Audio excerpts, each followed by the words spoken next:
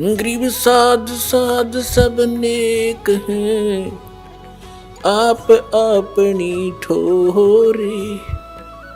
जो सतलोक ले जाएंगे वो साधु कोई और।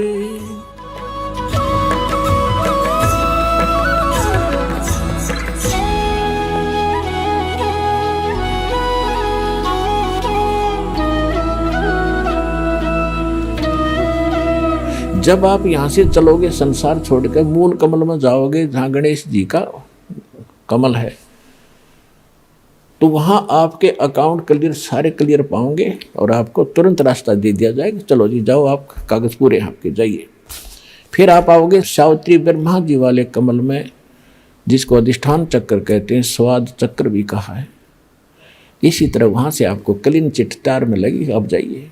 फिर इसमें नाभि कमल में आओगे विष्णु जी के कमल में। फिर यहाँ से भी आप आगे चलोगे कि आपका अकाउंट क्लियर, जाइए हृदय, फिर कंठ कमल, फिर आप पहुँचोगे त्रिकुटी पे। जब आप त्रिकुटी पर पहुँचोगे वहाँ परमात्मा मिलेंगे इस दास के रूप में। अब जैसे आप यहाँ गुरु जी के प्रति जैसा व्यवहार, जैसा विचार और जैसी श्रद्धा आपकी है, ये आपकी यहाँ रिहर्सल कराई जाती है कि गुरु मानुष कर जानते ते नर कहिए अंध, ओवे दुखी संसार में आग काल के फंदे। गुरु को मानुष नहीं जाने, गुरु गोविंद कर जानियो, रहियो शब्द समाए, मिले जब दंडवतम बंदगी, नहीं पल पल ध्यान लगावे। गुरु गोविंद दोनों खड़े काके लागू पाए, बलिहारी गुरु अपना जिन गोविंद दियो मिलाए। आप परमात्मा ने यह सिद्ध करना हमारे को एक ट्रेनिंग दे रहे हैं कि जैसा व्यवहार आप इस दास के प्रति कर रहे हो ऐसा ही भगवान के प्रति माना जाएगा। और जैसा आप दिन में रिहर्सल कर रहे हो, रात में सौपन भी वैसे ही आएंगे। तो संसार छोड़कर जब जाओगे आपको सौपन सा बनेगा। तो जैसा आपकी आस्था यहाँ वहाँ तो सामने स्पष्ट नजर आओगी, तो वहाँ आपकी परीक्षा होगी। अब जैसे वहाँ गुरु जी के साथ भगवान खड़ा हो,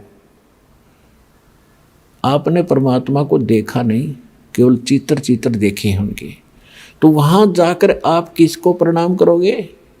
गुरु गोविंद दोनों खड़े किसके लागू पाए, बलिहारी गुरु अपना जिन गोविंद दियो मिलाए। यानी हमने इतना दृढ़ होना है इस मार्ग पर सफल होने के लिए। वो जो दास के रूप में होगा वो भगवान ही होगा वहाँ पर। अब परमात्मा ये भी देखते हैं कि जैसे 120 वर्ष भगवान रह कर चले गए यहाँ पर, और इस दास के स्थान पर अगर वो आज होते तो आप तो पहचान तो सकते ही नहीं, क्योंकि जब भी ना पहचाना, क्योंकि जो लाहे का काम करें, एक लंगोटी ही बांध, धोती ही बांध के फटे पुराने कपड़ों में घूमे फिरे, सारा काम करें, तो हमने सोचे जनसाधारण आम आदमी है। तो इसलिए परमात्मा वो एक विधान बताएंगे और इसलिए दास को भेजा के भगवान को पहचानवा दे, आपको पहचान करा दे। और कैसे मिलेगा ये नियम बताओ। तो जैसे उस समय भगवान होते इस दास के स्थान पर आप जैसा व्यवहार करते, तो भगवान ये सब आपके अकाउंट जमा होता रहता आपका कि इसका कैसा व्यवहार है, कैसा विचार है। तो अब दास ये देख रहा है, दास के प्रति जैसा आपकी भावना, जैसे आपके विचार, आपकी श्रद्धा है, तो आपकी वहाँ बुक में लिखे जा रहे। परमात्मा वाले स्थान के पास आपकी एक अलग से बेड है, आपकी बही है, आपका अकाउंट खुला हुआ है, एक फैक्स वहाँ जाता है। तो उस समय फिर आपका जैसा स्वभाव आप वहाँ प्रयोग करोगे त्रिकुटी पे, जैसा आप यहाँ कर रहे हो एडिट होगा। फिर वहाँ से अगर गलती कर दी तो आपको फिर भी वापस पटक दिया जाएगा, वहाँ से भी आपको फेल होकर वापस निराशा हाथ लगेगी। यहाँ अलग बात है कि किया हुआ कर्म यहाँ ऊपर के ब्रह्मांडों में आप देवता बने रहोगे हजारों लाखों युगों तक, और फिर वहाँ आपकी पूरी पूंजी भक्ति नाश करा कर ये वापस पटक देगा धरती पे। तो इससे बचने के लिए जो पहले हम मार खा गए, हमने धोखे खाए, उससे बचने के लिए अब ये फाउल पॉइंट बताए जाते हैं। इसमें दृढ़ रहना बच्चों, बार बार यही आपको बताया जाता है। जब आप त्रिकुटी पर पहुंचोगे तो वहां ये नीचे के मंत्र तो हो गए साफ, कंठ कमल तक सारे आपका हिसाब किताब हो गया। आपके साथ वो 2 मंत्र का जाप वो और साथ है। यहाँ कंठ कमल से लेकर त्रिकुटी तक जाने का बहुत लंबा रास्ता है। ये तो एक यहाँ तो मैप है, वहाँ ओरिजिनल चीज़ है। तो वहाँ जाने के बाद जब आप पहुँचोगे तो 2 मंत्र आपके पास होंगे, 3 मंत्र होंगे, उनकी कमाई आपके साथ होगी। ओम तो ब्रह्म का है,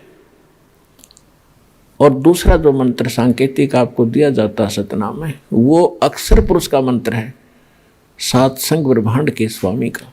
अभी तक हमारे को 10वां द्वार का ही ढोल पीटा गया ऋषि व ऋषियों के द्वारा। और एक जम्मू के अंदर मधु परमहंस को आवे, कबीर पंथी को और कख का पता नहीं इसने, और वो कबीर साहब की कितना अधूरी सी बाणी पढ़ ली, 11वीं खिड़की एकादश, और वो छाती कुट्या करता ने कहा था मेरे जैसा किसी के पास ज्ञान नहीं, इस ब्रह्मांड में जो वस्तु है मेरे पास नहीं। और 11वां द्वार पा गया, 11वां द्वार इसे किसी ने बताया नहीं।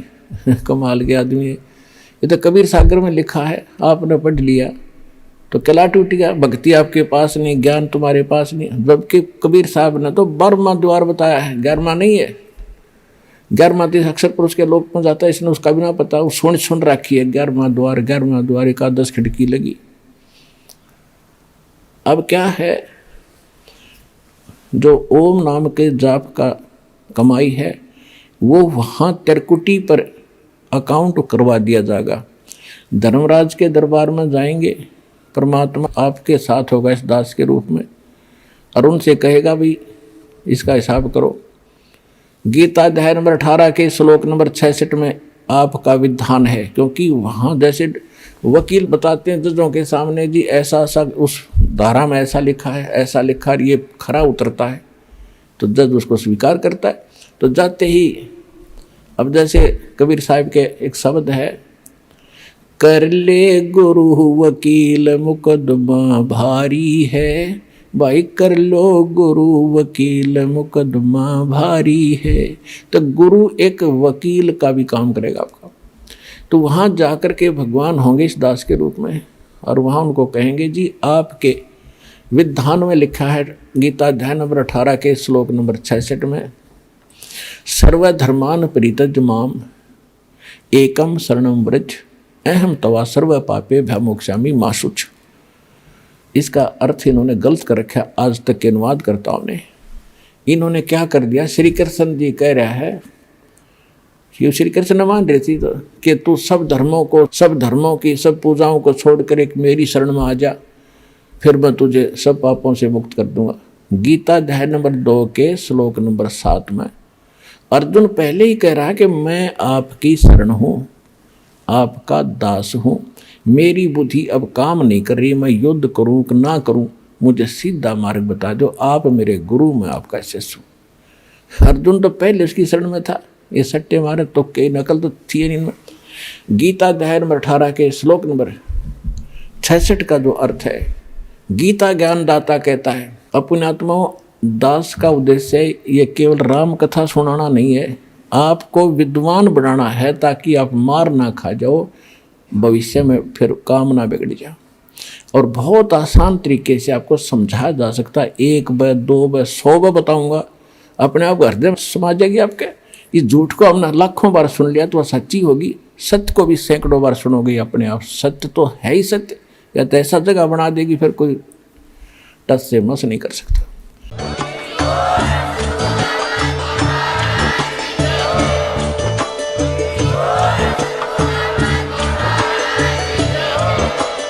आप सुन रहे थे जगत गुरु तत्वदर्शी संत रामपाल जी महाराज जी के मंगल प्रवचन। अधिक जानकारी के लिए विजिट कीजिए हमारी वेबसाइट www.jagatgururampalji.org। संत रामपाल जी महाराज जी के शुभ आशीर्वाद से पूरे विश्व भर में 500 से भी ज्यादा नाम दीक्षा केंद्र हैं, जिन पर संत रामपाल जी महाराज जी द्वारा ऑनलाइन निशुल्क नाम दीक्षा दी जा रही है। अपने नजदीकी नाम दीक्षा केंद्र का पता करने के लिए संपर्क करें 8222880541।